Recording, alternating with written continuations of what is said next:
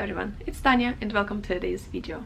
I hope you're excited for today's video because today I'm here to suggest you 5 more books for our third round of the BBB book club, which will happen in May and June. This time again, it's a tough choice, so prepare yourself. I myself don't know which of these books I personally want to read, but there is some good news because majority of the books, actually I think all of these books this time, are on the shorter side, so they're 500 pages ish, which means we can read 2.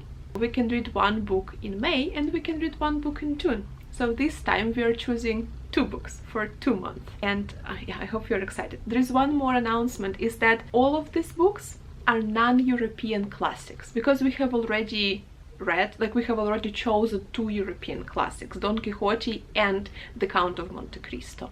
So I think if I keep suggesting European classics, we will just keep reading European classics because they're the most popular and majority of people vote for them. So that's why I decided that sometimes, not always, but sometimes I will only suggest you non-European books. There is one, I guess, a questionable book because there's going to be 1 Russian classics. I personally don't consider Russia to be a European country. Like, to me, like, Russia is Russia. Like, I don't consider it Europe. So, but yeah, maybe some people will disagree. But yeah, there will be one Russian classics. But we haven't read any Russian classics, so I feel like even if it gets chosen, it would be good to read 1 Russian classics for once. Now, with all the announcement done, let's jump into the books.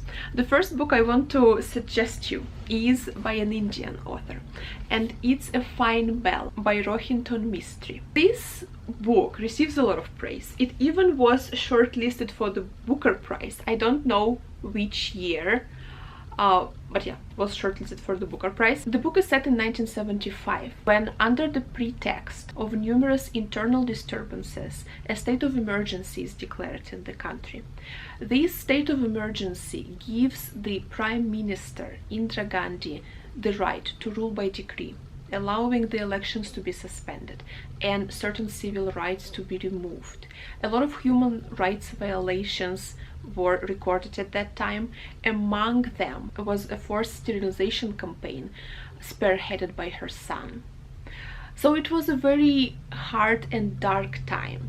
It is remembered as dark ages of Indian democracy. That's what I found in the Wikipedia. So apparently it was a very hard and just tumultuous and scary time in India's history, and it lasted for 2 years, from 1975 till 1977. And so during this time, the story of the book is set.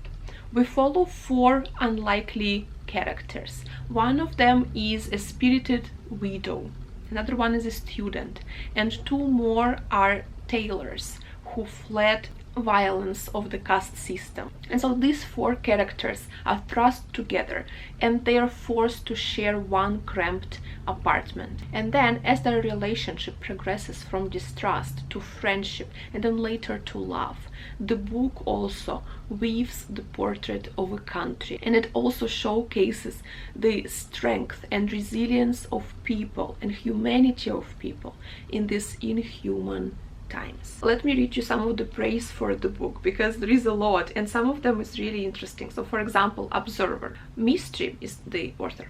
Mistry is a master of blender of the picaresque and the tragic. To say he captures the textures of India well and creates larger than life characters is to note the least of his achievements. If anything, his success is to make life seem so much larger than the characters, a far tougher task for the novelist, enthralling. And then, literary reviews. This is a work of genius. I cannot begin to review it without saying so. It should be read by everyone who loves books, win every prize, and make its author a millionaire. And then also Guardian writes, a masterpiece of illumination and grace. Like all great fiction, it transforms our understanding of life. So it is supposed to be just a wonderful, great book, and I really want to read it. So this is the first book that I suggest you. Also, it has 614 pages, so on the shorter side. So yeah, consider this. All the other books I still don't own, so I will scooch a little bit and I will put the pictures of the book here. The second book I want to suggest you, An Orchestra of Minorities by Chigozie Obioma. He's a Nigerian writer, and 2 of his books were shortlisted for the Booker Prize. He is a phenomenon, and some people even name him the heir to Chinua Achebe. So that's exciting. And yeah, so this is the book that I'm suggesting. This is a love story of a young farmer who prevents a girl from falling to her death. And bound by this experience, they fall in love. But unfortunately, the family of the girl, they disapprove of this union because the boy has too low of a status. And then our farmer, he decides to change his fate, and apparently he decides to fight for his love.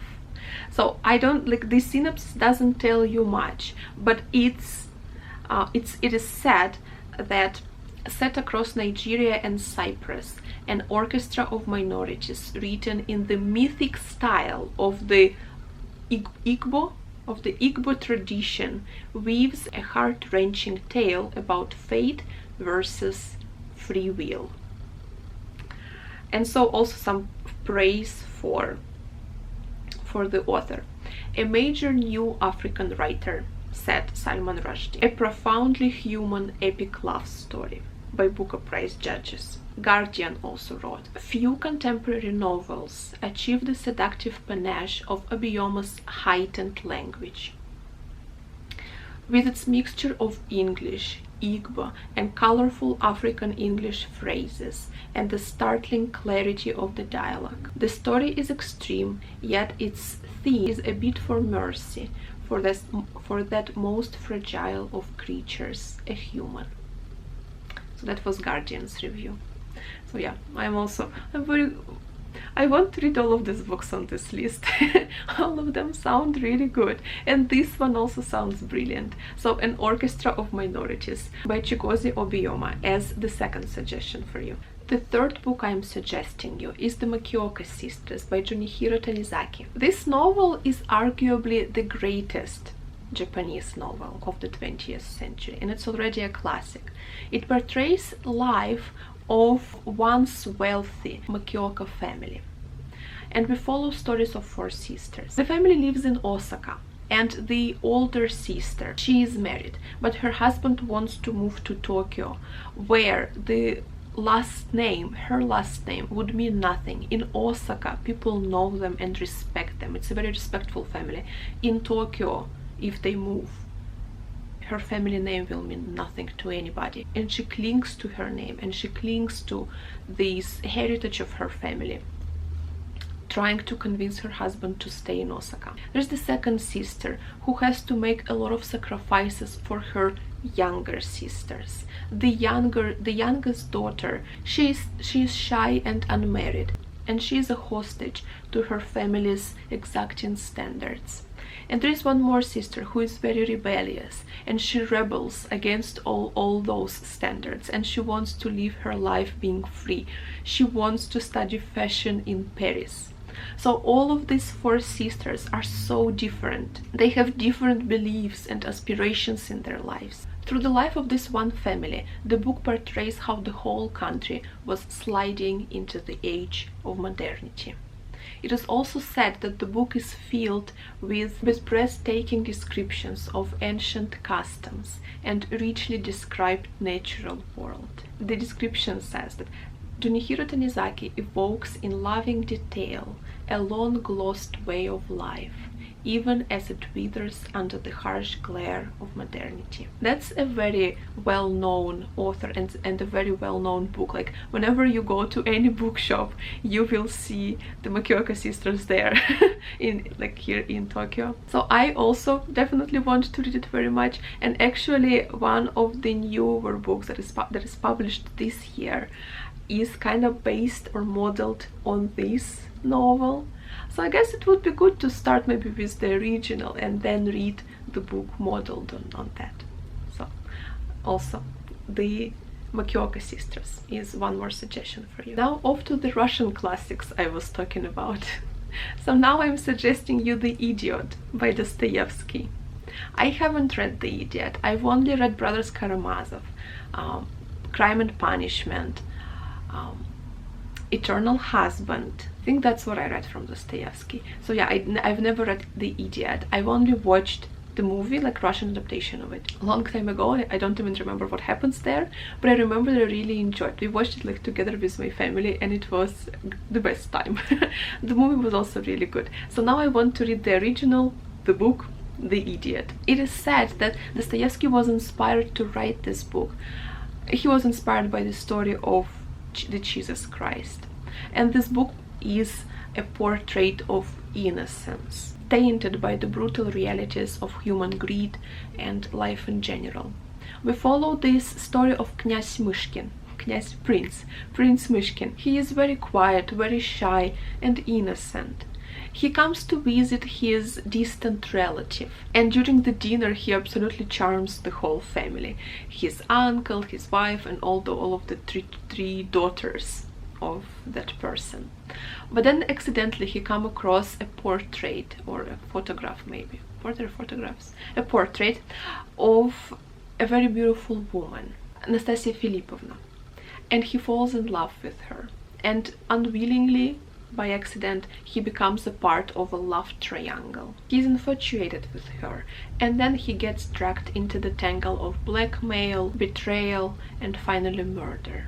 And so the way Blur puts it, it says that Dostoevsky explored the perils that innocence and goodness face in a corrupt world. I know that a lot of you love Dostoevsky, and hopefully you will be excited for this novel as well. The last book I want to suggest I actually also own, so that's Hopscotch by Julio Cortázar, an Argentinian writer. It is said to be the first great Latin American novel. It is also written in a very interesting way, because apparently you don't read the novel like in the order.